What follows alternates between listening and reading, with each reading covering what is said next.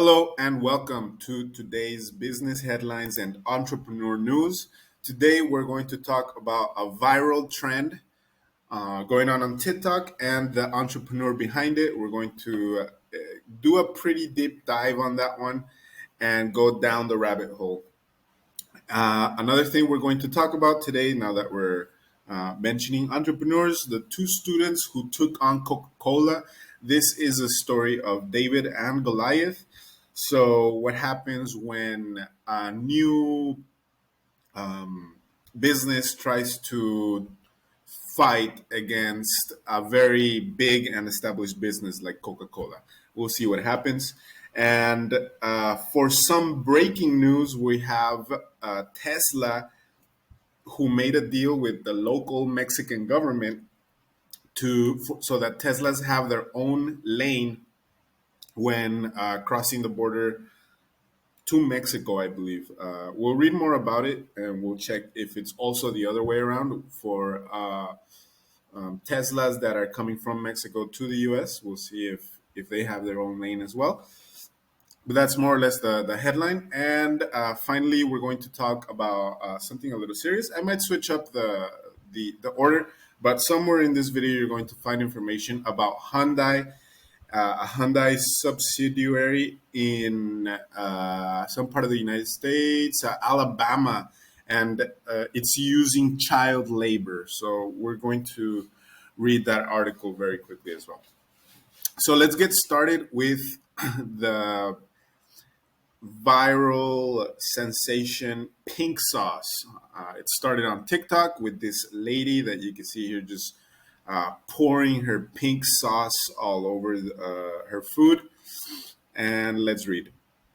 What the fuck is disgusting viral pink sauce on TikTok? A concoction called pink sauce looks like Pepto Bismol, but somehow captured the hearts of TikTok masses until it didn't. Gotta have my pink sauce. As you can see here, this lady pouring pink sauce all over her fries. On an average day, it's hard not to scroll through your TikTok for you page and be met with a barrage of stomach-churning food trends. A few months ago, the public was captured by Spokane-style pizza, a completely made-up concoction of mozzarella cheese, strawberries, and canned salmon. Just last month, health conscious TikTokers were trying healthy Coke, a trend that involved dousing seltzer with balsamic vinegar to purportedly try to mimic the iconic beverage. Spoilers, it didn't work. And let's not even discuss the people who make milkshakes in toilets for clout. Wow. TikTok is a wild place. I had some idea that some crazy things went on there, but dangerous food trends has to be up there with one of the most worrying things that you can do. I mean, everybody has some ingredients in their home when mixed together will prove to be a dangerous concoction. So I don't understand why these people are doing it other than clout. For your wide ranges of reasons, yet for a wide range of reasons over the past few days, one food trend has come to dominate them all: pink sauce, a product created and marketed by a woman who goes by Chef P, known for her bright Pepto Bismol hued concoction, which reportedly features such ingredients as pitaya, dragon fruit, raw honey, and pig Himalayan sea salt. Chef P rode the wave of success on TikTok for some time, with many users raving about the novelty of the sauce, if not about how it actually tastes. Yet, over the past few weeks, she's faced numerous questions about the ingredients, packaging, and marketing of the sauce, prompting a bigger social media based food scandal than when a Bon Appetit himbo was called out for potentially promoting botulism. I don't know what that is about, but there's a small video here that we can check out. I think we might check it out without sound if possible. So I'll describe it.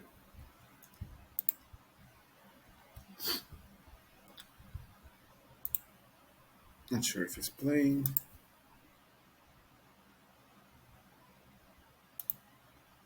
Oh, it seems we can't play it. That's okay. Well, it's the video from the first screen capture where she's pouring the pink sauce, which looks really similar to Pepto Bismol, and she's just pouring it all over her fries. Then she takes a bite out of her hamburger, just dripping in pink sauce. It doesn't look unappetizing, to be sincere. It looks kind of funky. It looks interesting. Maybe if I was standing right next to her and she offered it to me, I would probably try it. It doesn't look bad right off the bat. So maybe there's something else. Maybe it's the taste. We'll find out. So it says for the past month, Chef P has been hard at work promoting her pink sauce, drizzling it on various foods and selling it for $20 a bottle. And it's clear why it's attracted so much attention. With its eye popping hue and millennial bait packaging, which more than one commenter has pointed out resembles the logo for Victoria's Secret pink label, it's the perfect food trend to capture the attention of an ever fickle algorithm. Yet, over the past few weeks, questions have accumulated about the promotion of the product, especially the fact that Chef P, who did not immediately respond to requests for a comment, has been cagey about disclosing exactly what it tastes like. In one video, she posted it compared to Sweet Ranch, but also classified it as spicy. In another, she said, it has its own taste. If you want to taste it, buy it. Absolutely great marketing strategy over here. That's a five-head move. You're going to sell something that people have, they want to taste. So, what do you say when people ask you to describe it? You say, taste it, try it. At least that way, if you don't get the repeat business, you get the one sale. Absolutely fantastic. I appreciate that. Furthermore, in videos posted by customers, the hue and the consistency of the sauce seem to be somewhat variable, though this could fairly easily be attributed to changes in angle or lighting. So there's some issues being raised about the color already. Uh, some people, when they receive this product, it's not the same color, but how different could it be? Such critiques hit a fever pitch, however, when a creator, Sean SVV, posted a video questioning details about the labeling of the pink sauce. While he started the video by saying he wanted to support entrepreneurs and small business owners, if someone gets sick from this, I'm scared for that person who gets sick and the person who owns this business. So he's scared for both of them. He says before showing a pink sauce bottle label that seems to indicate that it contains 444 servings of the product at 60 calories per serving of about a tablespoon. A near mathematical impossibility. So they're saying that in these bottles, which we have seen we've seen partially over here in this picture. So they're saying that uh, in this bottle there are 444 servings, which would amount to just like a little spoonful of it for every meal that you have, which is basically saying that you shouldn't eat too much of it. So yeah, that's the first mess up over here. Let me see where I left off. Sorry. Sean also points out the label had various misprints, including the misspelling of the word vinegar, and that a nutritional. Sorry, it's very funny. It's misspelling.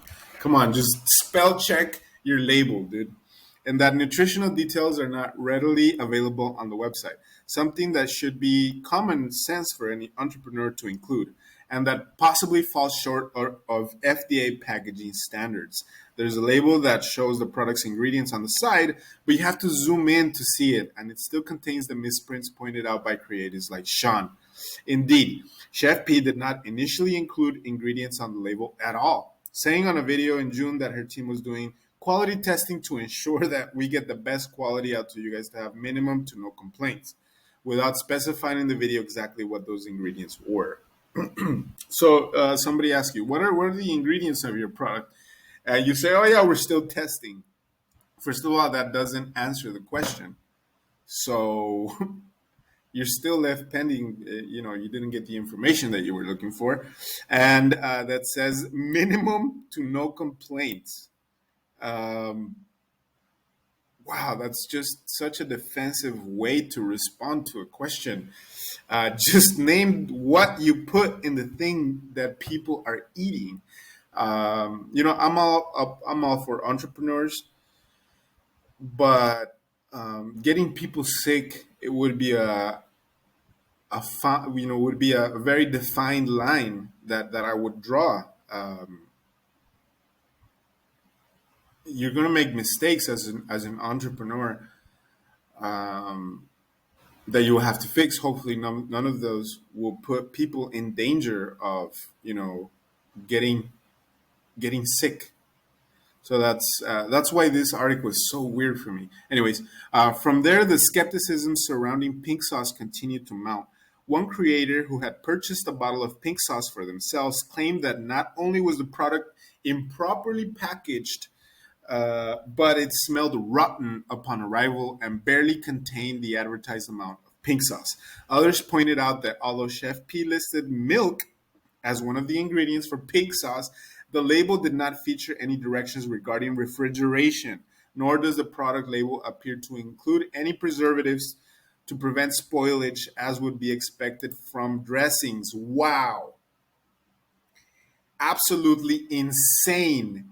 The milk, she has a milk product that's being shipped all across the United States. I hope this isn't going anywhere else. Um, and it's not being refrigerated. Wow.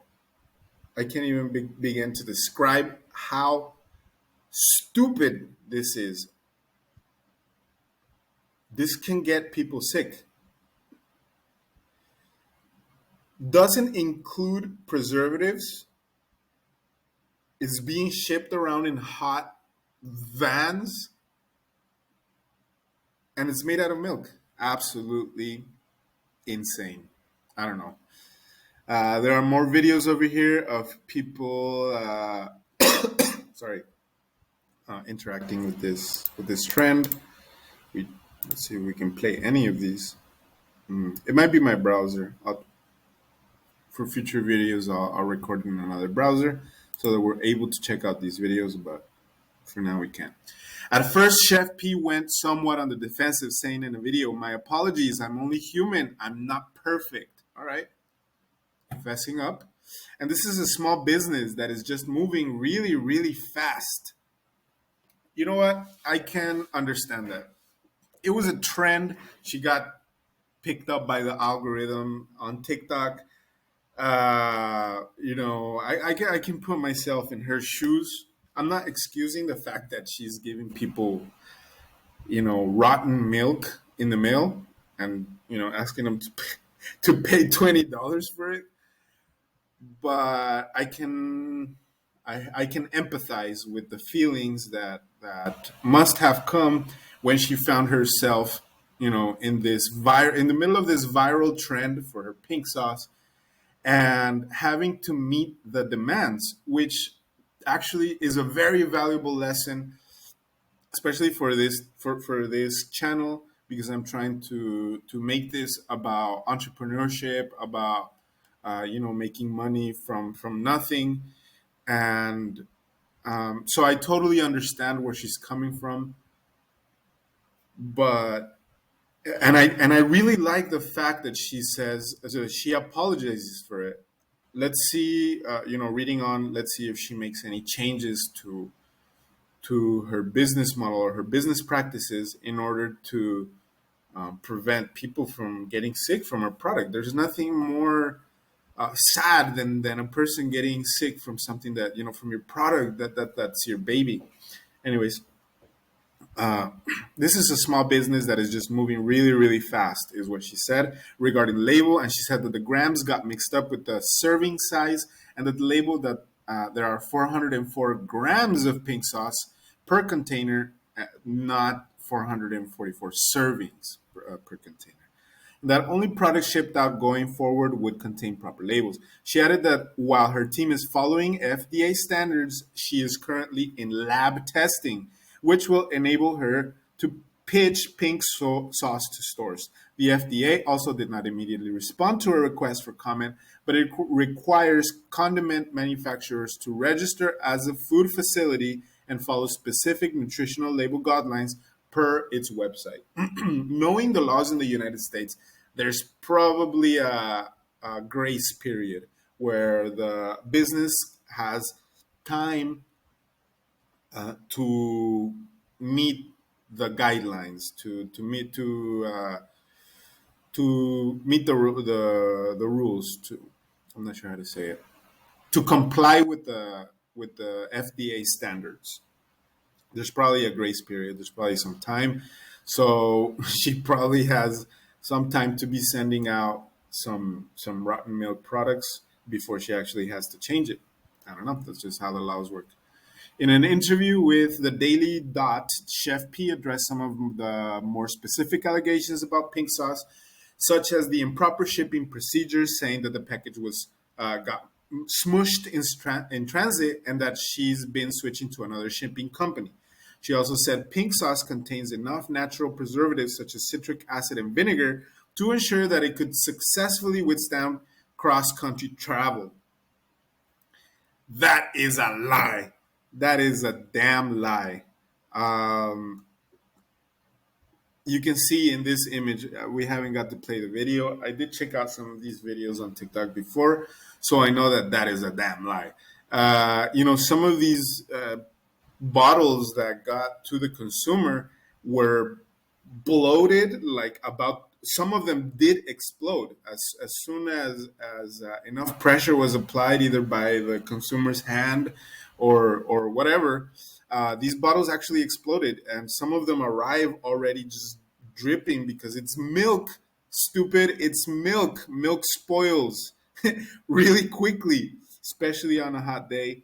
Which, I mean, we're reaching record temperatures in so many places, and this lady's shipping out milk. I don't know. That response pissed me off. Sorry. Let's go back. Um,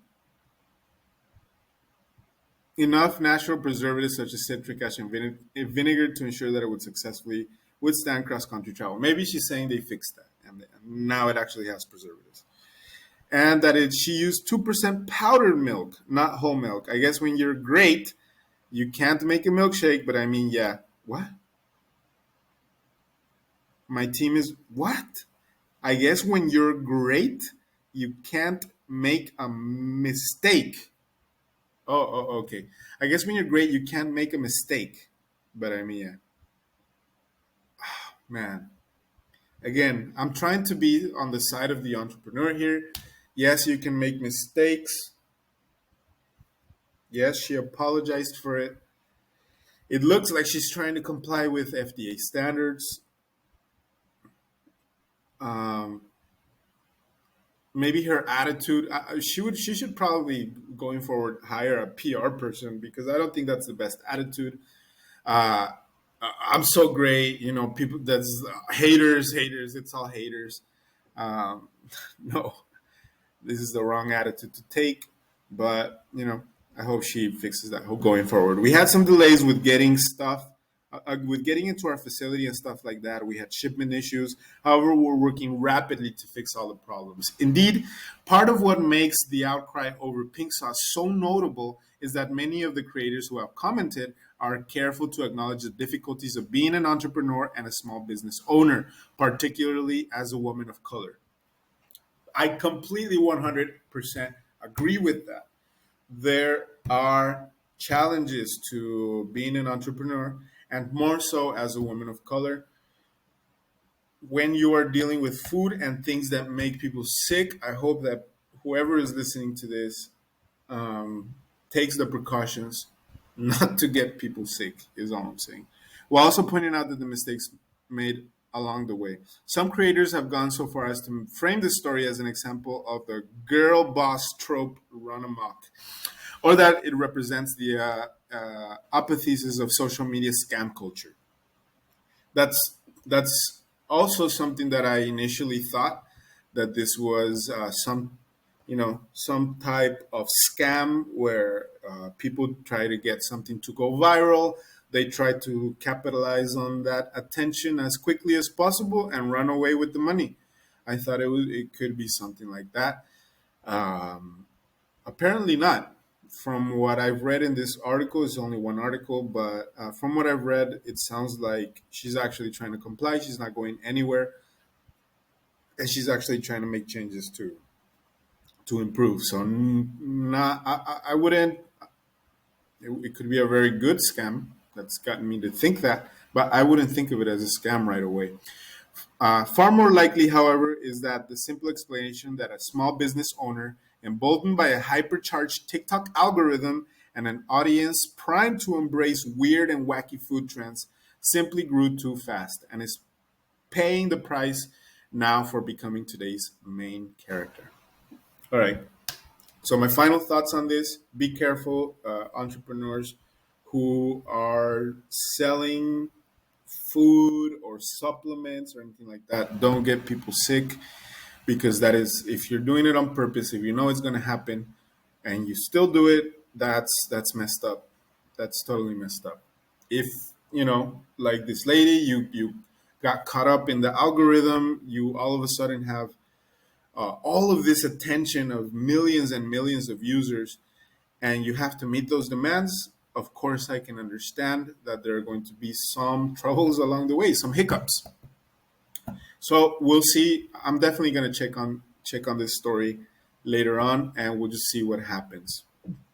This video is already pretty long, so I think I might just do one more article and then, yeah, and then end it.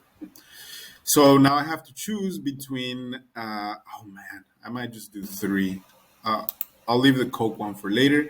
But we're going to talk about how Tesla has struck a deal with the Mexican government to make. Yes, cookies are fine. All right. Mexico gives Tesla a dedicated lane at the border to speed up crossing into the US. The exclusive lane at the remote checkpoint just north of Laredo, Texas, will be for suppliers only, not Tesla owners. Oh, interesting. I have no idea what that means. Is that saying that only there it's a lane so that the cars they're going to sell to the Mexican public are going to cross, or that suppliers of what? I wouldn't imagine that these would be supply cars. I would imagine a supply car to be like a truck or something.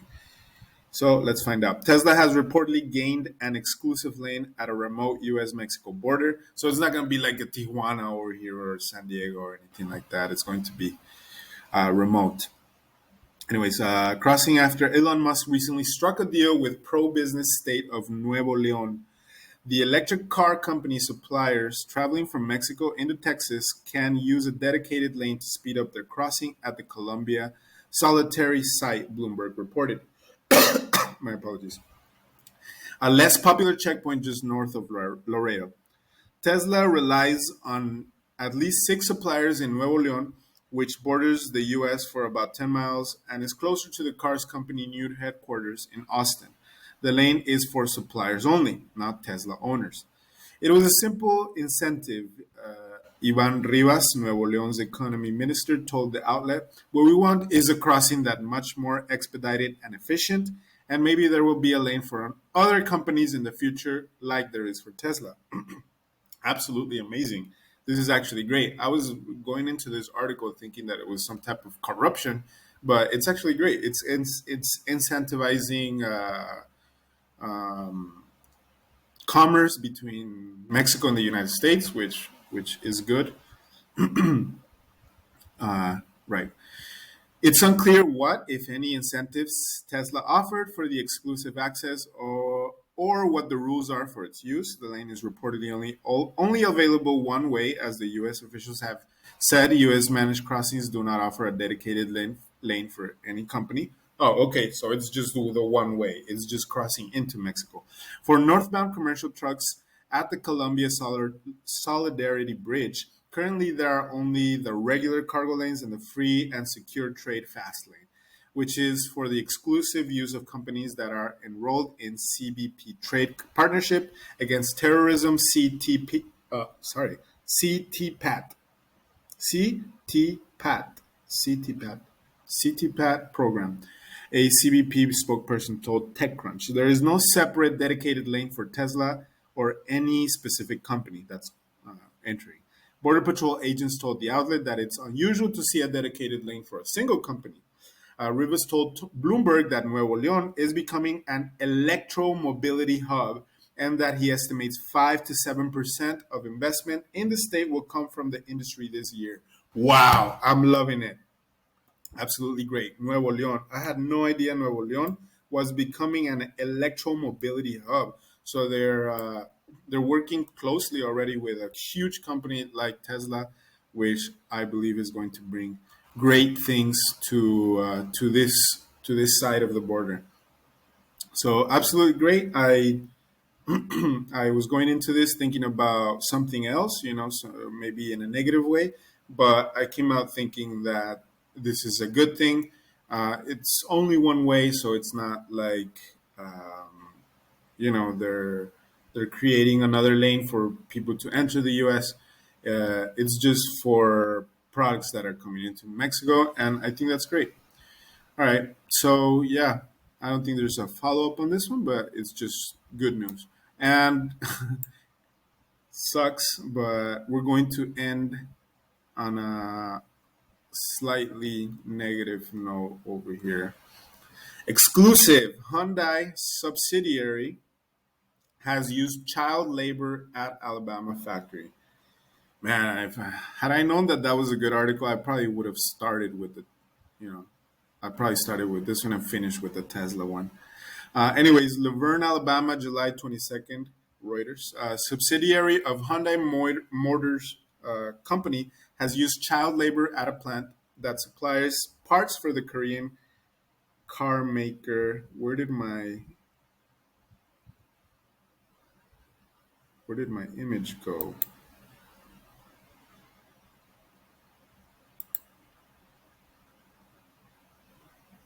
Interesting. All right. Sorry, messing over here with the camera. Let me start over. Laverne, Alabama, July 22nd. This article is in Reuters. A subsidiary of Hyundai Motors Company has used child labor at a plant that supplies parts for the Korean car maker's assembly line in nearby Montgomery, Alabama. According to area police, the family of 3 underage workers and 8 former and current employees of the factory. Underage workers, in some cases as young as 12, have recently worked at a metal stamping plant operated by Smart Alabama LLC, these people said. Smart, listed by Hyundai in corporate filings as a majority owned unit, supplies parts for some of the most popular cars and SUVs built by the automaker in Montgomery, its flagship U.S. assembly plant. Okay, child labor. I worked when I was a kid, but I wasn't forced to. We have to protect the kids. They have to study, finish their primary education, secondary education. In my opinion, high school is a stretch. I think I have my opinions about the education system. I think it should be better and prepare kids at this age, around 12, so that when they finish it, they actually have skills to be productive, which at this point, I think high school in the US doesn't meet that standard. So, very interesting topic so far. That's all I'll say, and I'll continue reading. In statements sent after Reuters first published its findings on Friday, Hyundai says it does not tolerate illegal employment practices at any Hyundai entity. We have policies and procedures in place that require compliance with all local, state, and federal laws. It didn't answer detailed questions from Reuters about the findings, but it just had that statement. Smart, in a separate statement, said it follows federal, state, and local laws and denies any allegation that it knowingly employed anyone who is uneligible for employment. So, knowingly is the key word over here. So, um, yeah, it might have been somebody lying about their age, a 12-year-old lying about their age, saying they're maybe 16, which I think is when kids are legally allowed to work in the U.S. Plausible, I would say.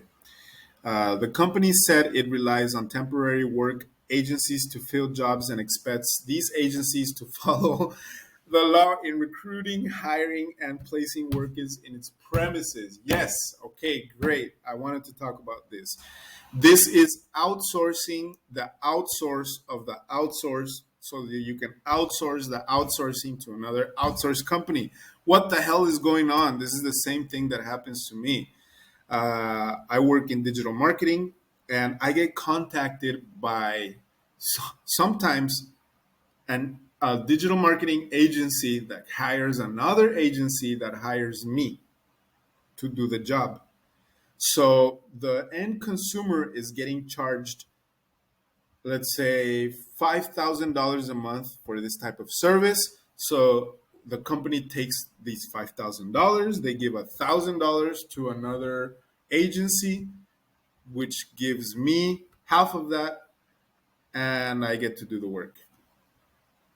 And then they get, the money goes up the chain, whatever.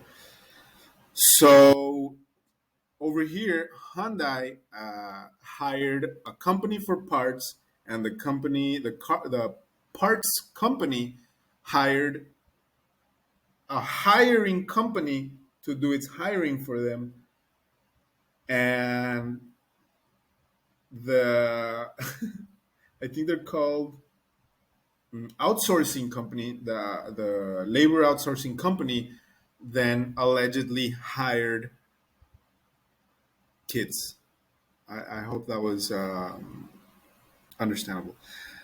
So these agencies follow the law in recruiting, hiring, and placing workers on its premises. Smarts didn't answer specific questions about the workers cited in the story or the job scenes they and other familiar with the factory described. Reuters learned of underage work at the Hyundai-owned supplier following the brief Reuters learned of underage workers at the Hyundai-owned supply following the brief disappearance in February of a Guatemalan migrant child from her family's home in Alabama.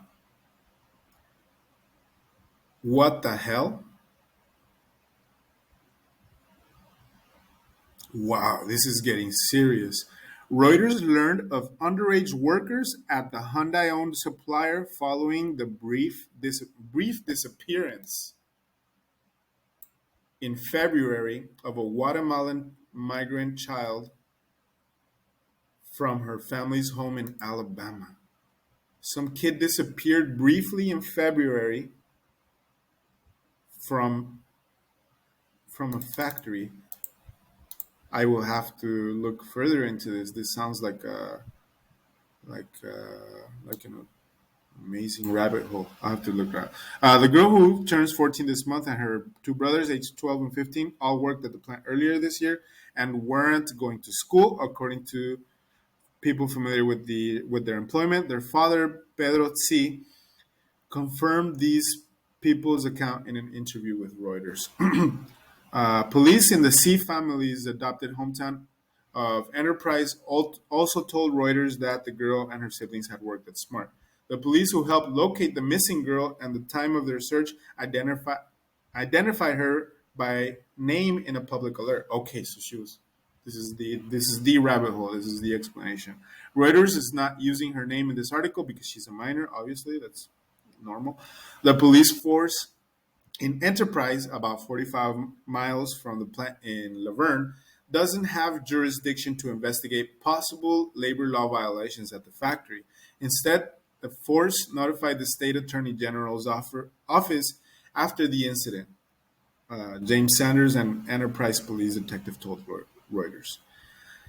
Wow, this is getting crazy. Mike Lewis, a spokesperson at the Alabama Attorney General's office, declined the comment. It's unclear whether the office or other investigators have contacted Smart or Hyundai about possible violations. On Friday, in response to Reuters reporting, a spokesperson, uh, misspelling, for the Alabama Department of Labor said it would be coordinating with the U.S. Department of Labor and other agencies to investigate. Pedro sees children who have now enrolled for the upcoming school term were among a large cohort of underage workers who found jobs at the Hyundai owned suppliers over the past few years, according to interviews with dozens of former and current plant employees and labor recruiters. Several of these minors, they said, have foregone schooling in order to work long shifts at the plant, a sprawling facility with a documented history of health and safety violations, including amputation hazards. Wow.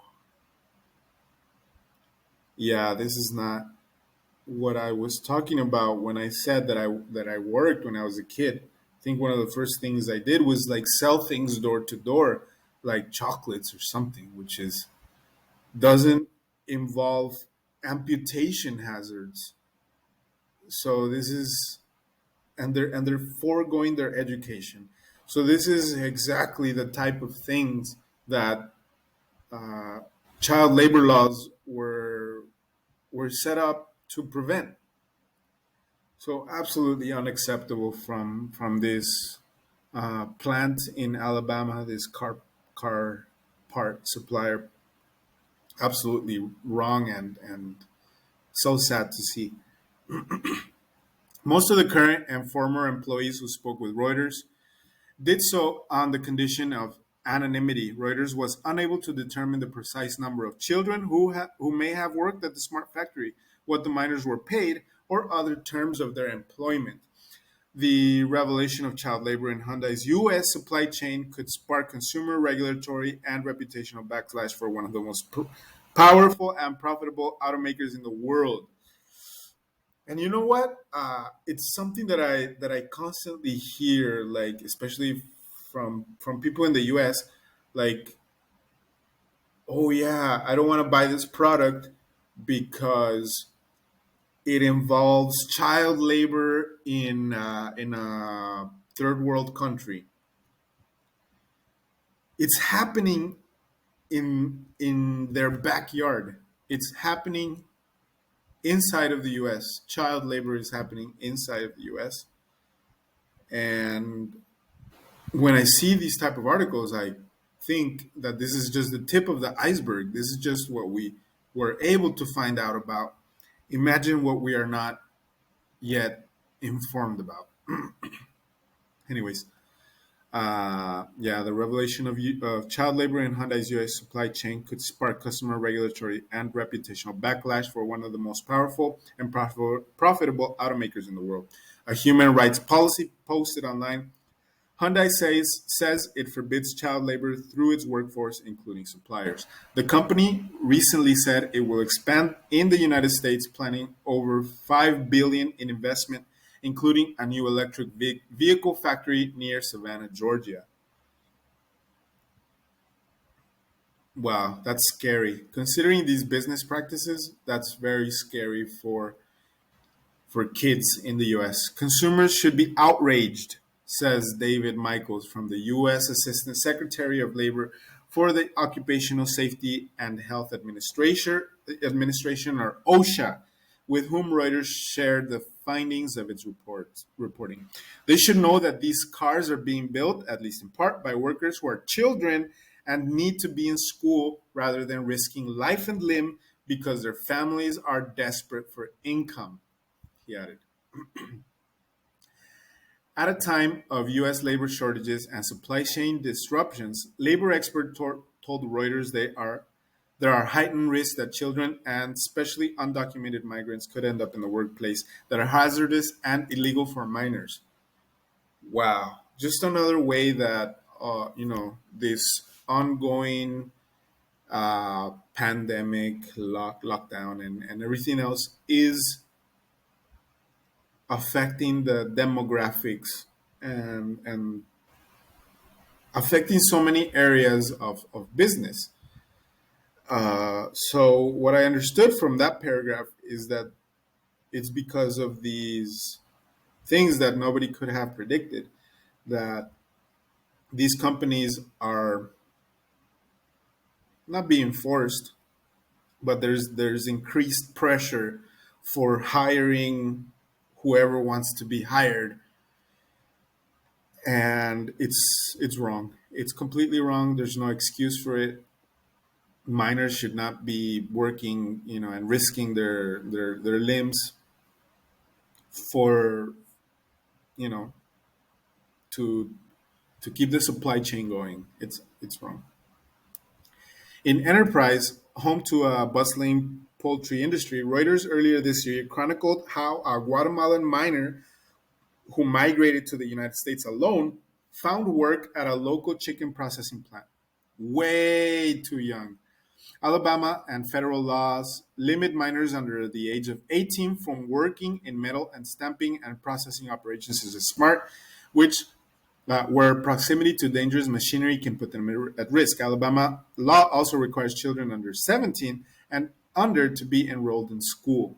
So you can do work, just not, something that would put the integrity of your body in danger. Michaels, who is a professor at George Washington University, said safety at U.S. based Hyundai suppliers was a reoccurring concern at OSHA during his 8 years leading the agency until he left in 2017. Michaels visited Korea in 2015 and said he warned Hyundai executive that its heavy demand for just in time parts was causing safety lapses. Okay, I get it. This is called lean manufacturing. And in lean manufacturing, you you well, it's like a body when it's lean, no fat, it's only the necessary stuff. And yeah, this supposed to be efficient. I don't know. That's another rabbit hole, but I know what they're talking about. Yeah, just in time parts. The Smart plant builds parts for the popular Elantra, Sonata, and Santa Fe models, vehicles that through June accounted for almost 30%, 37% of Hyundai's U.S. sales, according to carmaker.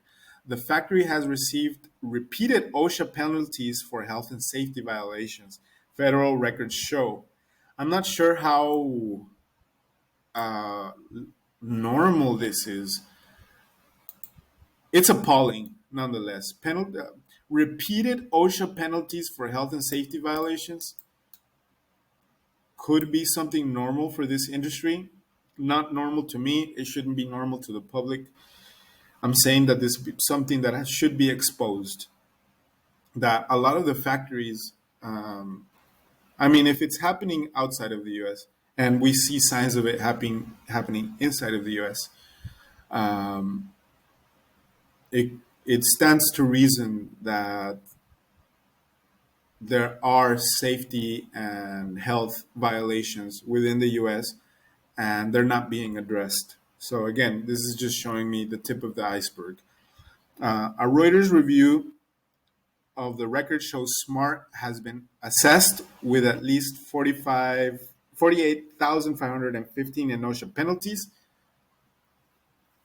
Come on. Come on. So, for these types of violations, they have paid $48,000. That's pocket change for this company. That's, oh man, this is gonna give me a headache. I'll move on.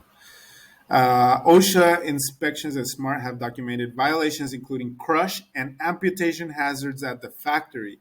The plant, whose website says it has the capacity to supply parts for up to 400,000 vehicles each year, has also had difficulties retaining labor to keep up with Hyundai's demand. In late 2020, Smart wrote a letter to the U.S. consular official, U.S. Consular officials in Mexico seeking visas for a Mexican worker. The letter, written by Smart General Manager Gary Sports, and reviewed by Reuters said that the plant was severely lacking in labor and that the Hyundai will not tolerate such shortcomings. Smart did not answer Reuters' question about the letter. Well, earlier this year, attorneys filed a class action lawsuit against Smart and several staffing firms who help supply workers with U.S. visas. The lawsuit, filed in the U.S. District Court for the Northern District of Georgia on behalf of a group of about 40 Mexican workers, alleges some employees hired as engineers were ordered to work menial jobs instead. Yeah, I can see this happening. I have friends. I'm currently residing in Mexico, and I have friends who are engineers who have been hired by U.S. companies. Except they're not doing menial jobs. They are actually like real engineers. Like, uh, you know, I don't know how else to describe it, but they do legit engineer jobs on warships, actually building warships. So yes, this is common practice for U.S. to hire engineers from Mexico, but making them do menial jobs is, I guess I could see how it would make sense in the money part, because an engineer from Mexico might have just as much knowledge as an engineer from any other part of the world, but they are not used to getting paid as an engineer in the US would. So if you make them do, or if you instruct them to do other work, they might be willing to do it because it's a higher pay than an engineer would get in Mexico.